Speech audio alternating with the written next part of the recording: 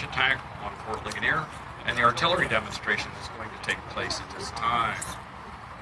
How many of you folks are active military and veterans? Raise your hands.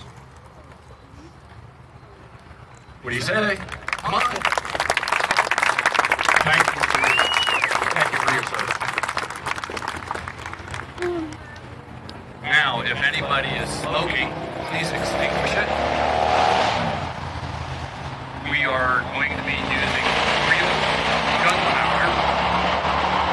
The 18th century version of it is called black powder today because late in the 19th century, they found a way to make gunpowder that is smokeless, and you'll understand a bit more about that in a little bit. The first artillery piece that is going to be demonstrated is being brought a little closer to some of you. It is referred to as a wall gun. It's an oversized musket. It operates very much in the same manner as the musket that soldiers will be demonstrating after this. It operates by a piece of flint striking a steel part to create a spark. The spark is supposed to land down in an area we call the pan. It's a depressed area where a little bit of gunpowder is placed, and there's a hole in the side of the barrel to ignite the main charge inside, pushing normally a lead ball, sometimes buckshot, out the other end of the barrel. All of these weapons are going to be loaded from the muzzle, and that's why we call them muzzle loaders. The main difference in operating this over a standard soldier's musket, it takes two men, and they normally load it first and then prime it. They're using prepared ammunition, the same as the soldiers do with their muskets. The powder is already measured out, and sometimes it will vary depending on the range that they intend to fire. The charge is rammed down with the projectile, normally.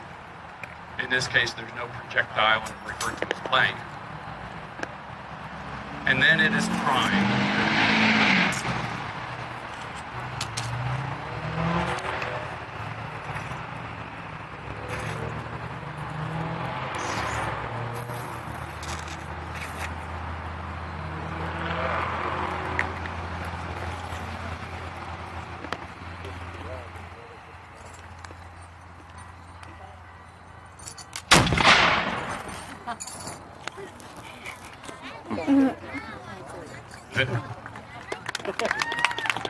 That's scary. But did that actually hit a car? Thank you. You are allowed to applaud between. The next artillery piece that's going to be fired has a very same size bore as the wall gun. You can see as the wall gun was demonstrated why it's referred to that. This is referred to as a swivel gun because of the short barrel makes it very easy to change the position for aiming, thus swiveling it around. These are mounted on fort walls also, and they were also popular with the Navy, mounting them on gun decks, gunnels, different rails, and they are used primarily as anti-personnel weapons. They could fire the same solid lead ball as the wall gun, or also buckshot are the two primary types of projectiles fired out of these. This is loaded in a very similar manner as to larger guns, and in most cases they would have 2 or 3 men operating these, depending on the situation and how fast they needed to fire them. When we get over to the 12-pounder, we'll go through each step and how these are operated.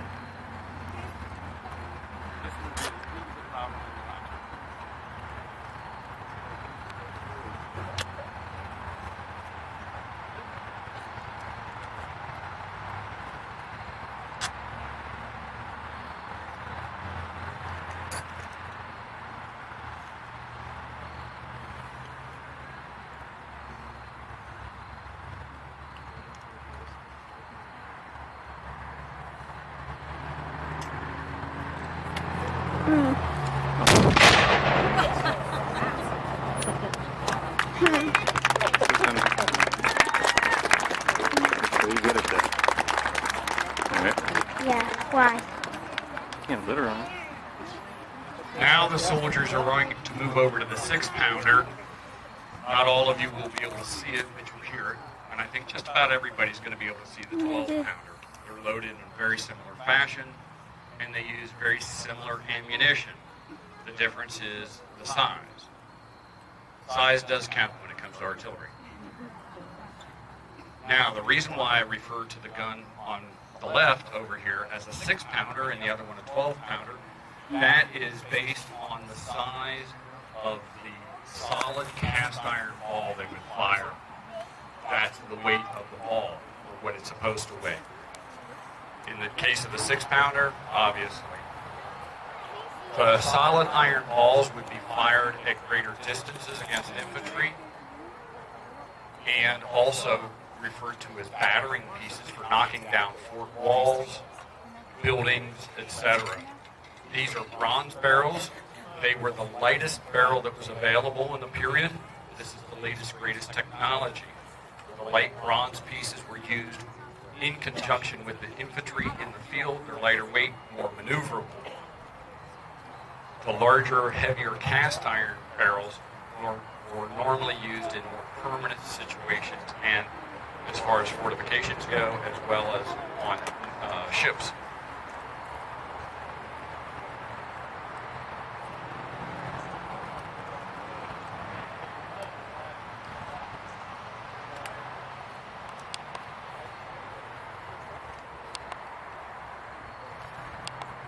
We are very concerned about safety, which is the reason why I asked you earlier about extinguishing any lit items. They're doing a dry run right now. Each time they go to a different piece, they're going to do a dry run to practice because they feel a little bit differently and they want to be very precise. We want everybody to go home with all the parts they came with, is our primary concern. The other type of ammunition that was fired out of these two guns is referred to as grape shot. So when the infantry gets within 200 or 300 yards, they would switch over to grape shot. It's called grape shot because when it's assembled, it looks like a bunch of grapes. It's 1-inch iron balls in a bunch. The way they formed it up so that it would fit in the barrel, pre-made, it looked like a bunch of grapes. When the infantry's within a couple hundred yards, they switch over to canister. And that's literally a tin can filled with musket balls or similar sized lead balls. They're turning these cannons into big shotguns.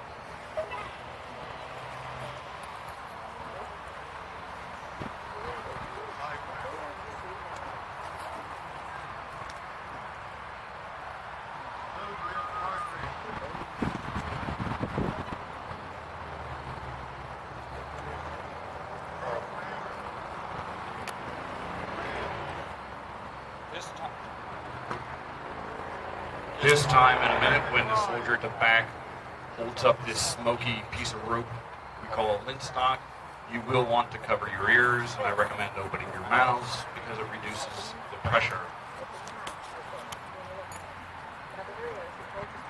Hold your ears. Put your mouth up into the set.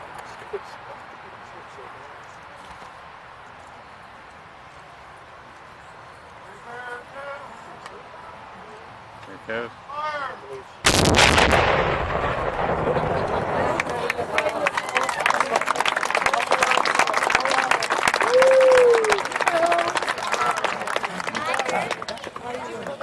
I don't like that.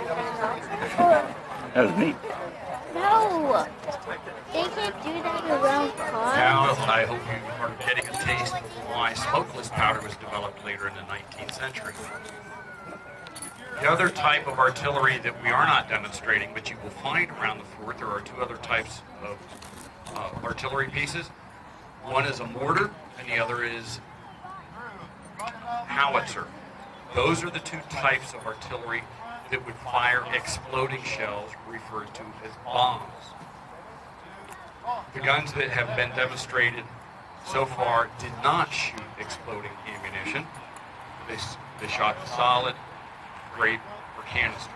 However, a howitzer, while it's similar to a mortar mounted onto an artillery carriage, could fire grape or canister, but they were designed initially to fire what are referred to as bombs. It's a round exploding shell, and they were meant primarily to be used against fortifications and ships. And the main purpose is to blow up buildings, especially the powder magazine was always a target. If you can blow up the enemy's ammunition area, then they can't fight. Mortars and howitzers are also used occasionally against infantry, and they were used here against the French and the natives. And the natives especially hated artillery, especially those exploding bombs. The exploding bombs did not work as well in the 18th century against infantry. They would only break apart in 2, 3, maybe 4 pieces because of the casting technology of casting this hollow ball.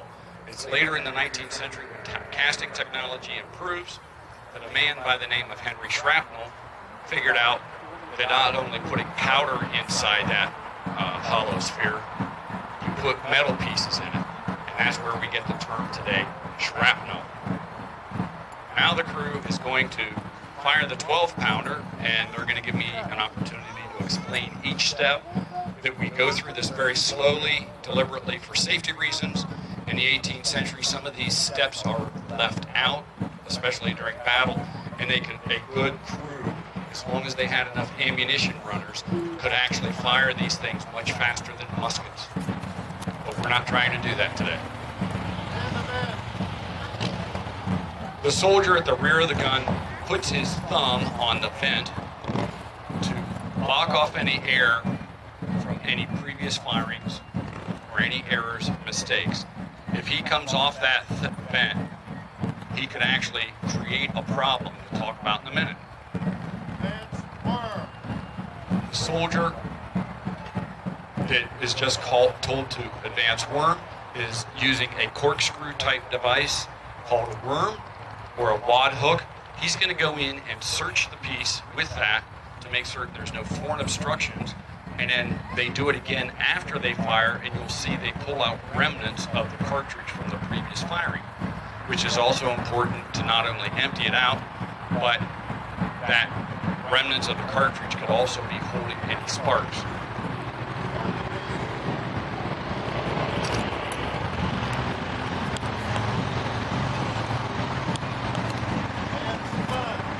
The next soldier is bringing up what's called a sponge.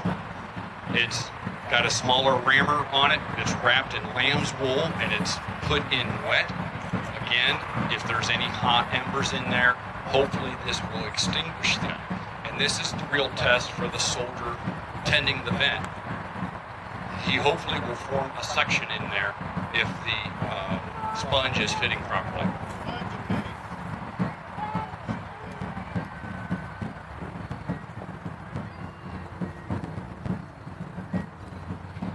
Now, it's also very important for this soldier to stay on that vent because the ammunition is being brought out.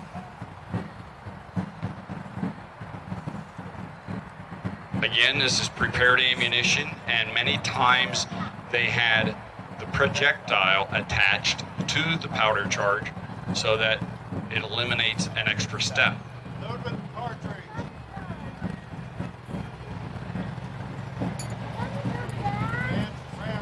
Again, this is the reason why they're called muzzle loaders. It's being loaded from the muzzle end, and this is the most important time that that man stays on that vent. If there's a spark in there, it could be fanned if he's off it, and it could cause that charge to go off while the man is ramming it. Not an accident we want to happen.